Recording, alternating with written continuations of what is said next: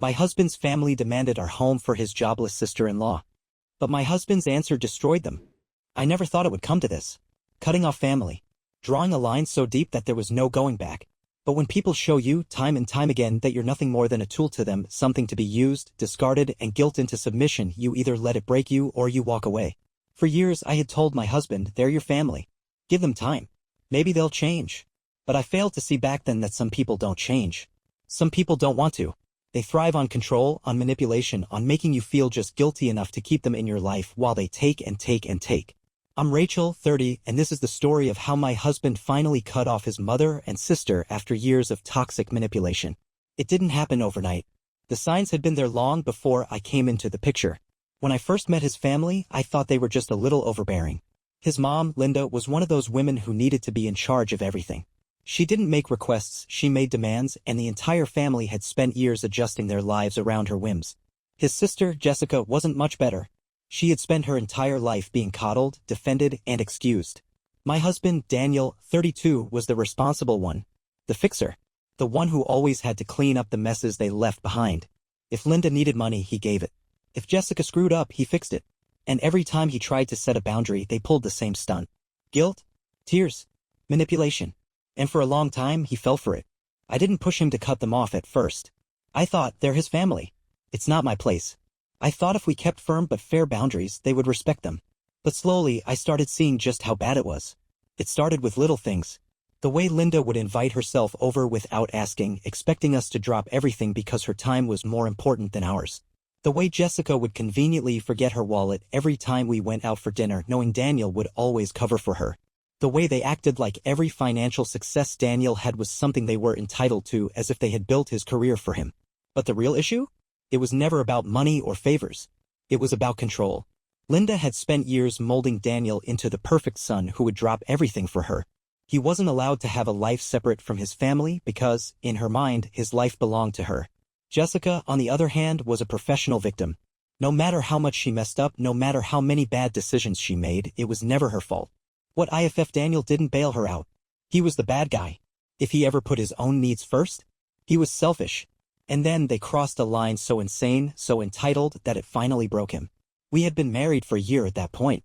A solid, happy year where we had started making real plans for our future.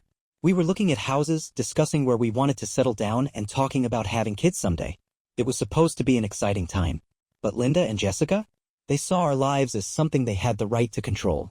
Linda had been pushing us to buy a house near her for months. She brought it up every single time we saw her, finding ways to insert it into every conversation. Wouldn't it be nice if we all lived closer together? Think about the holidays. Families should stick together. You wouldn't want me to be alone in my old age, would you? We gave her polite but firm answers every time.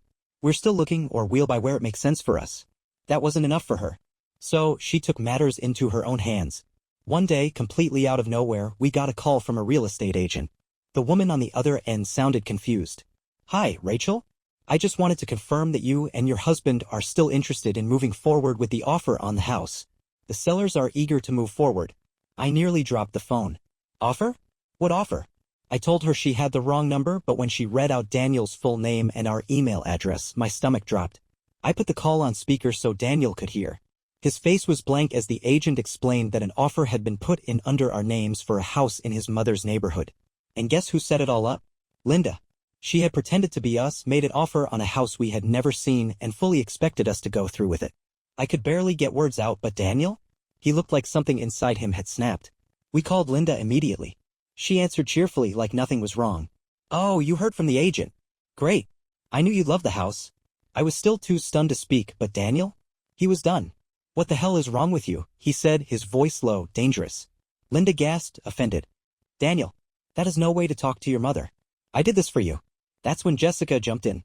I hadn't even realized she was on the call, but suddenly she was yelling at Daniel like we were the ones in the wrong. Mom's just trying to help. You're being ungrateful. Ungrateful. For what? For having a house purchased behind our backs? For being expected to hand over our financial future just so Linda could have what she wanted? And then the kicker. We thought it would be fair if you gave Mom and me the house, Jessica added. You guys don't need that much space anyway. You can rent an apartment or something. I laughed out loud. A real, incredulous laugh because I couldn't believe what I had just heard. They wanted us to buy a house and then give it to them. That was their plan. That was the moment everything changed. For a moment I thought I had misheard. Maybe Jessica had phrased it wrong or was making some kind of terrible joke. But no, she was completely serious. She believed that Daniel and I, as a newly married couple, should just hand over the house to them and settle for renting some tiny apartment while they got to live in our future home. I looked at Daniel, expecting to see anger, but what I saw was something worse. Disgust. Disappointment. Something inside him had snapped and there was no putting it back together. "Let me get this straight," he said, his voice eerily calm. "You pretended to be me, put in an offer on a house I never saw, and now you think Rachel and I should just sign it over to you?" Linda scoffed like he was being unreasonable. "Oh, Daniel, don't be dramatic. You two are young. You don't need all that space, and this house is perfect for me and Jessica." Jessica added, "Yeah, you guys don't even have kids. What would you do with a big house? We need it more than you." I had to take a deep breath to stop myself from saying something that would set the entire situation on fire. My hands were shaking from how insane this was. Daniel wasn't shaking. He wasn't even mad anymore. He just sounded tired. "Cancel the offer," he said flatly. Linda gasped like he had slapped her. "What? You heard me," he said. "Cancel the offer." There was a long, painful silence on the phone before Linda let out a small, forced laugh. "Sweetheart, you don't understand. This house is a once-in-a-lifetime deal. If we don't act now, we'll lose it." Daniel didn't even hesitate. "Then lose it." I had never heard silence so loud. Linda recovered first. "Daniel, we already started the process. The sellers are expecting you to go through with it." "Not my problem," he said, voice cold. "If they have an issue, tell them the truth, that you lied, that you pretended to be me, that you illegally placed an offer on a house without my knowledge. Let's see how well that goes over." Jessica was the one to snap first. "God, you're such a selfish jerk. We're family. You should be grateful Mom went through all this trouble." I couldn't take it anymore. "Grateful?" I repeated, my voice sharp. "For what? For trying to trap us into buying them a house? For committing fraud just so they could get what they wanted?" Linda's voice turned sharp. "Now Rachel, let's not be rude. I know you don't understand how family works, but..." I laughed, cutting her off. "Oh, trust me, I understand perfectly. Family works one way in your world. Daniel does whatever you want, and you take as much as you can from him." More silence. Then, Linda switched gears. The tears started. "You've changed him," she said, voice breaking. "Daniel never used to be like this before you. He was such a good son before you came along. That was it. That was always the go-to move when she wasn't getting what she wanted. Blame me. Blame the wife. Because it couldn't possibly be that Daniel had finally woken up to her manipulation. No, it had to be because I had turned him against her." I started to respond, but Daniel put a hand on my knee, stopping me. He had a look in his eyes I had never seen before. "Something final. This is the last time you'll pull something like this," he said quietly. "I've let you control me my whole life. I've given you everything you've asked for. But you don't get to steal our future just because you think you deserve it more than us." Linda sniffled, sniffling like she was gearing up for a full-blown performance, but Daniel kept going. "I want you to listen carefully," he said, his voice dead serious. "You will cancel the offer. You will tell the agent you made a mistake. And you will never ever try something like this again." Jessica scoffed. "Or what?" Daniel didn't hesitate. "Or we're done. For good." Linda's gasp was so loud I had to pull the phone away from my ear. "You don't mean that," she whispered. "I do," he said. "You've pushed me too far this time. If you don't fix this, I'm walking away. No calls. No visits. No contact." Jessica started yelling. Linda started sobbing. "But Daniel?" Daniel hung up the phone. And I realized at the end that moment that he had meant every single word. The silence after Daniel hung up was deafening. For the first time since I had met him, he wasn't second-guessing himself after a confrontation with his mother. He wasn't sighing, running his hands through his hair, wondering if he had been too harsh. He wasn't looking at me for reassurance, waiting for me to tell him that everything would be okay. He just sat there, staring at his phone like he had finally seen the truth for the first time. Linda had crossed every line possible, and she still thought she had the right to cry about it. Jessica had thrown her usual tantrum, believing that if she screamed loud enough, she would get what she wanted. But something had shifted in Daniel. He was done. I reached for his hand, squeezing it gently. "Are you okay?" He let out a slow breath, nodding. "Yeah," he said. "I think I am." For the next few days, we didn't hear a word from Linda or Jessica. It was too quiet, which told me they weren't giving up. They were just planning their next move. And I was right. For days later, Daniel got a text from Linda. "Daniel, sweetheart, I know you were upset the other day, but I think you should reconsider. You're making a big mistake in shutting your family out over a simple misunderstanding. Let's have dinner and talk about this." I read the message over his shoulder, scoffing. "A misunderstanding? She committed fraud." Daniel shook his head, letting out a bitter laugh. "She's never going to admit she was wrong." I waited for him to type out a response, but he just stared at his phone like he was weighing his next move. Then finally he typed something and hit send. There's nothing to talk about. Cancel the offer. We're done. No, love you, Mom. No softening the blow. Just finality. Linda responded almost immediately. Daniel, please don't do this. I'm your mother. I've always been there for you. Don't let Rachel turn you against your own family. There it was. The real message. Blame me. Make me the villain. Because in her mind, Daniel could never decide for himself. There had to be someone pulling the strings. Daniel didn't even flinch. This has nothing to do with Rachel. This is about you crossing a line and thinking there would be no consequences. If you don't cancel the offer, I will tell the agent what really happened. Either way, we're not buying that house and we're not giving you a single cent. She didn't respond after that. Instead, she did something worse. She sent Jessica after us. 2 days later, I was getting home from work when I saw a familiar car parked in our driveway. My stomach immediately twisted. Jessica. She was leaning against the hood of her car, arms crossed, looking furious. The second I stepped out, she pushed off the car and stormed toward me. You're ruining everything, she spat. I stared at her, unbothered. Nice to see you too, Jessica. She ignored me, shoving past and heading straight for the front door. Daniel, she yelled. Get out here. We need to talk. I followed her inside, dropping my bag on the counter. Daniel was already standing in the living room, arms crossed, clearly not amused. Jessica turned to him, her voice sharp. Mom's been crying for days. She says you won't answer her calls. Daniel didn't react. I know. Her eyes widened. You know? And you don't care. He sighed.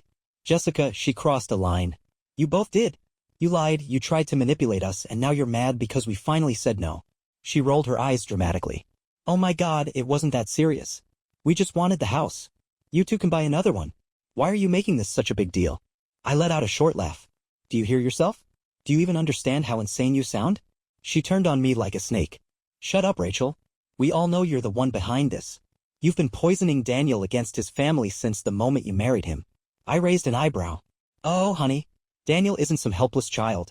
He's a grown man who finally realized you're all a bunch of leeches. Jessica's face turned red, her hands balling into fists. Mom's right. You're just a manipulative. Stop. Daniel's voice cut through the room like a knife. Jessica froze. He took a slow step forward, his expression unreadable. This is the last time I'm going to say this. You and Mom do not control me. You do not make decisions for me. And if you think screaming at Rachel is going to change my mind, you're wrong. Jessica let out a short, humorless laugh. Wow. So this is it, huh? You're cutting us off? You're turning your back on your real family for her. Daniel's jaw clenched. Rachel is my family. For the first time, Jessica looked genuinely shaken. Like she had expected Daniel Bent to give her one last chance to pull him back in. But she had finally pushed him too far. Get out, Daniel said. Jessica blinked. You're serious? Yeah, he said. I am. She scoffed, grabbing her bag from the counter. Fine.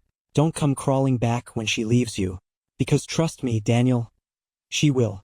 And with that, she stormed out, slamming the door behind her. I let out a slow breath, turning to Daniel. Are you okay? He sighed, rubbing his face. Yeah, I think I am. But we both knew Linda wasn't going to let this go. This wasn't over. Not yet.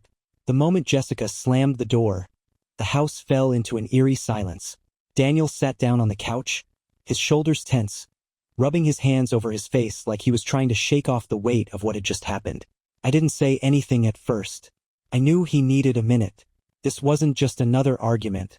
This was years of manipulation coming to a head. I sat beside him, waiting. After a long moment, he exhaled and looked at me. She really thinks I'm going to come crawling back. I shrugged. They always do. They think if they push hard enough, you'll break. He shook his head, letting out a bitter chuckle. They don't get it. I'm not breaking this time. I believed him. But Linda, she wasn't the kind of woman who accepted defeat. And sure enough, 2 days later, she showed up at our front door. I had been expecting it. After Jessica's failed attempt, it was only a matter of time before Linda made her next move. But I had assumed she'd call, maybe send another guilt-ridden text. I didn't expect her to just show up unannounced. Daniel and I were in the middle of dinner when the doorbell rang. The second he looked up from his plate, I already knew he felt it too. This wasn't just a normal visit. I stood up first, peeking through the peephole. And there she was. Linda, standing on our porch with a look that could only be described as composed desperation. She had her arms crossed, her face set in calculated concern. as if she had rehearsed the perfect motherly performance for this moment. Daniel stood beside me, watching silently. "Do you want to handle this?" I asked quietly. He exhaled, squared his shoulders, and nodded. "Yeah." I opened the door but didn't step aside. Linda forced a smile. "Daniel, sweetheart, can we talk?" He didn't respond right away. He just looked at her, studying her face like he was seeing her for the first time. Not as his mother, but as the woman who had spent years controlling him. Finally, he spoke. "You need to leave." Linda's smile faltered, but she recovered quickly. "Honey, don't be like that. I know you're upset, but you can't just cut your own mother out of your life over a little misunderstanding." Daniel sighed. "You didn't make a mistake, Mom. You lied. You manipulated. And now you're here because you're realizing I meant it when I said I was done." Her face fell. "Daniel, please. Let's just talk." He didn't move. "We're talking now." She licked her lips, glancing at me for the first time. "Rachel, sweetheart, maybe you can help me here. I know you don't understand the bond between a mother and son, but—" I laughed, cutting her off. "Oh, trust me, Linda. I understand perfectly. The bond you're talking about isn't love. It's control." And Daniel finally saw through it. She frowned. "That's not true. I only ever wanted what was best for him." Daniel tilted his head. "Then why did you try to steal our future?" Linda sighed, dropping the act just slightly. "I was only trying to guide you. You and Rachel are young. You don't always see the bigger picture. I was trying to help you make the right choices." "You mean your choices?" Daniel corrected. Silence. Linda's expression hardened. "I'm your mother, Daniel. Family is supposed to come first. We raised you, we sacrificed for you, and now it's your turn to take care of us." And there it was. The real reason she was here. Daniel's jaw clenched. "No, that's not how this works. You don't get to use the fact that you had kids as an investment plan. I am not your retirement fund. I am not your property. I am done being your puppet." Linda's breath hitched, her eyes widening. "Daniel, you need to leave," he said firmly. She shook her head, tears welling in her eyes. "You don't mean that. I'm your mother. You can't just throw me away." I saw Daniel hesitate for just a fraction of a second. Not because he was reconsidering, but because she knew exactly how to twist the knife. But then he did something that shattered the last piece of control she had over him. He took a step back and closed the door in her face. She didn't knock again. She just stood there for a long moment before finally walking away. As we stood there, listening to the sound of her car driving off, I realized something. This wasn't over. Linda wasn't the type to give up without a fight. But Daniel? He was finally ready for one. The moment the door shut, Daniel let out a slow, measured breath. I could tell he wasn't shaken. If anything, he looked more certain than ever. He had just done something that most people never managed to do. He had closed the door on his mother's manipulation, both literally and figuratively. I reached for his hand, squeezing it gently. "You okay?" He nodded. "Yeah, I think I am." But we both knew this wasn't over. Linda had spent years shaping Daniel into the perfect obedient son, and she wasn't the type to accept defeat gracefully. No, she was regrouping, figuring out her next move.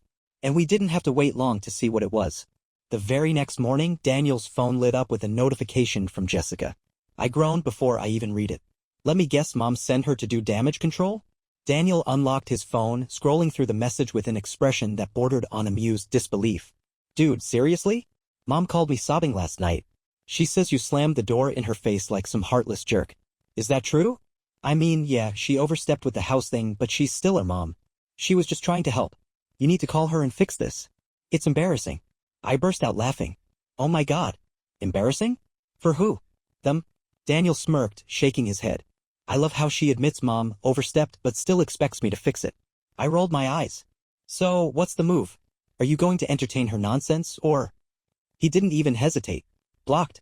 And that was the moment I knew for sure he wasn't wavering. Jessica was the last thread connecting him to their dysfunction, the last person who had any real shot at reeling him back in. And instead of falling for it, Daniel had cut her off just as easily as he had their mother. For the first time in years, he wasn't waiting for their approval. He wasn't feeling guilty. He was just done. But just when we thought we had seen the last of their antics, Linda pulled one final stunt. A week passed in silence, and for a moment we thought maybe, just maybe, she had accepted defeat. We were wrong. Because then we got the letter. Daniel found it in the mail one afternoon, a thick envelope with his mother's handwriting on the front. He held it up, eyes narrowed. Well, this can't be good. He tore it open, unfolded the pages, and the second his eyes scanned the first few lines, his jaw tightened. I leaned over his shoulder. What is it? He exhaled sharply. Mom sent a guilt manifesto. I grabbed one of the pages and scanned it. It was several pages long, written like some tragic goodbye letter. Linda had poured everything into it, how Daniel had broken her heart, how she had sacrificed everything for him, how she had never asked for much. Hilarious. And then, the kicker. I can't believe my son has abandoned me after everything I've done for him. You've let Rachel poison you against your real family. One day you'll realize what a mistake you've made. But by then it will be too late. I stared at the paper for a second before letting out a slow whistle. Wow. Full soap opera mode. Daniel's lips curled into a humorless smile. I swear, she could have just called a therapist, but no, she had to write a novel instead. I flipped through the pages, scanning the unhinged emotional manipulation. Does she seriously think this is going to change anything? Daniel shook his head, grabbing a lighter from the drawer. And before I could even ask what he was doing, he took the letter, walked outside to the fire pit, and set it on fire. I blinked. Dramatic much? He shrugged. Fitting, don't you think? And for the first time in a long time, we both laughed. Linda had played her last card, and it had gone up in flames, literally. Watching that letter burn felt symbolic, like Daniel was finally setting fire to every guilt trip, every manipulation, every moment of forced obligation his mother had drilled into him since childhood. There was no anger in his expression, no sadness, just finality. He wasn't mourning the loss of his mother. He was celebrating his freedom. I sat beside him, staring at the flames. Think she'll try anything else? He smirked. Oh, I wouldn't put it past her. But it doesn't matter anymore. She can scream, cry, write another letter, I'm done playing her games. And for a week, things were quiet. No calls. No letters. No Jessica blowing up our phones. It almost felt too easy. And of course it was. Because Linda's final move was the most insane one yet. One evening we were sitting on the couch watching a movie when Daniel's phone lit up with a notification from an unknown number. A bank transfer request. I frowned, leaning over. Wait. What is that? Daniel picked up his phone, squinting at the screen. And then his entire face changed. She's asking me for money, he muttered. I nearly choked. What? He turned the phone to show me. And there it was, a request for $5,000 sent from an unknown number with the note, since you abandoned your family, the least you can do is help financially. I blinked. She actually thinks you're still going to send her money? Daniel let out a sharp, humorless laugh. Oh, she doesn't just think it. She expects it. I stared at the screen, half impressed at the sheer level of audacity. Wait, hold on, I said, scrolling up. Is that a new number? Daniel nodded. Yeah. I blocked her, so she must have gotten a new one just to do this. I shook my head, letting out a low whistle. Unbelievable. She's trying every trick in the book. Daniel exhaled, rubbing his temple. I bet she thinks this is reasonable, like she's owed this money for raising me. Yeah, well, it's not like she ever thought you were an actual person, I muttered. To her, you were always just a walking ATM with emotions. And that was when it hit me. She wasn't trying to guilt him anymore. She wasn't even trying to win him back. This was her last power move, a way to say, fine, if you won't let me control you, I'll at least take your money. I folded my arms. So what's the plan? You gonna block this number too? Daniel smirked. And then he rejected the request. A minute later, his phone dinged again. Linda, Daniel, this isn't funny. I need that money. He rejected it again. Ding. Linda, don't be selfish. You owe me. I let out a short laugh. Oh, she's doubling down, huh? Daniel didn't even hesitate. Blocked. And just like that, it was over. For the first time in his life, Daniel had walked away without looking back. I studied his face, expecting at least some sadness, some hesitation. But he just looked lighter. Like someone who had finally dropped a weight he had been carrying for years. I leaned into him, resting my head on his shoulder. Proud of you. He exhaled, relaxing into the couch. Yeah. Me too. Linda had thrown everything she had at him, manipulation, guilt, public humiliation, and finally outright demands for money. But nothing worked. Because for the first time in his life, Daniel wasn't afraid to say no. The moment Daniel blocked that last number, a feeling of absolute peace settled over us. For the first time in years, he wasn't waiting for the next guilt trip. He wasn't bracing himself for another manipulative phone call. He wasn't carrying the weight of obligation that had been drilled into him since childhood. He was free. And the best part? Linda and Jessica knew it. We didn't hear from them again. No more desperate texts, no new phone numbers, no final attempts to get him to reconsider. It was like they had finally realized they had lost. Of course, the damage was already done. The relationship that could have been salvaged years ago was now beyond repair. Linda had played every card she had, and instead of regaining control, she had pushed him further away than ever before. Jessica? She disappeared just as fast, probably licking her wounds, waiting for the day Daniel would come crawling back so she could gloat. That day would never come. In the weeks that followed, I watched Daniel change in ways I never expected. He laughed more. He stopped checking his phone anxiously. He started making plans for the future, our future, without feeling like he had to run it by his mother first. For the first time, he was living for himself. One night, as we sat on the couch, I nudged him playfully. "So, how does it feel? No more Linda. No more Jessica. Just you, me, and a life without their nonsense." He smirked, lacing his fingers through mine. "Feels like I should have done this a long time ago." I smiled, but I didn't say I told you so, even though I wanted to. Because I knew that walking away from family isn't easy. It's painful even when they don't deserve your love, even when they've done nothing but hurt you. But the most important part? He had finally done it. And he wasn't looking back. Linda and Jessica had made their choices. And now Daniel had made his. Hope you enjoyed this story as much as I do. Help this small channel grow by hitting that like button, subscribing, and sharing with your friends. Every bit of support means the world. Thanks for watching, and see you in the next one.